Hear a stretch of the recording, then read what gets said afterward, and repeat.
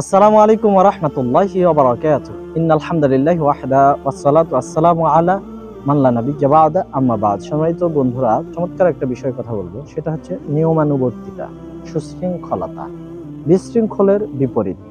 সম্মানিত উপস্থিতি, এই যে নিয়মানুবর্তিতা আপনার আমার প্রত্যেকের মাঝেই থাকতে হবে। এটা চমৎকার একটা বৈশিষ্ট্য বা গুণ।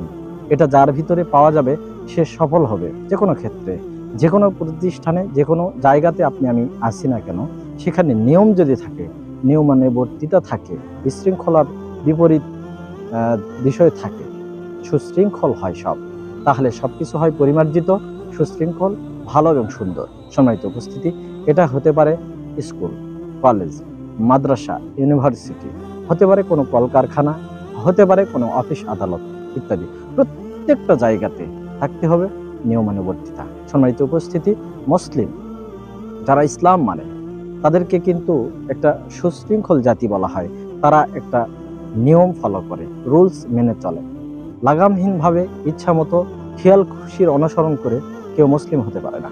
সম্মানিত উপস্থিতি, নিয়ম মেনে মানুষেরা সফলতা অর্জন করেছে যুগে যুগে।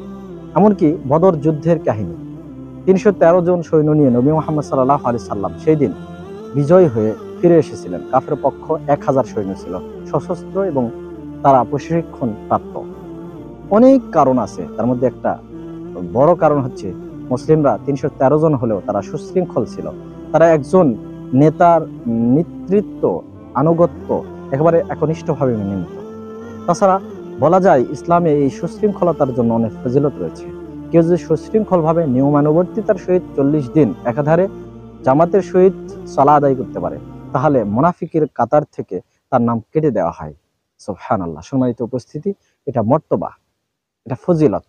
সহিহ বুখারীতে হাদিস এসেছে ৬,৪৬৫ নম্বর সংখ্যায়, আয়েশা রাদিয়াল্লাহু আনহা হতে বর্ণিত, রাসূলুল্লাহ সাল্লাল্লাহু আলাইহি ওয়াসাল্লাম বলেছেন, আহাব্বুল আমালি ইলাল্লাহি তাআলা, আল্লাহ তাআলার নিকটে সবচেয়ে পছন্দনীয় আমল হচ্ছে আদওয়ামুহা, যা নিয়মিত করা হয়, ওয়া ইন কাল্লা, যদিও তা সংক্ষিপ্ত হয়, কম হয়।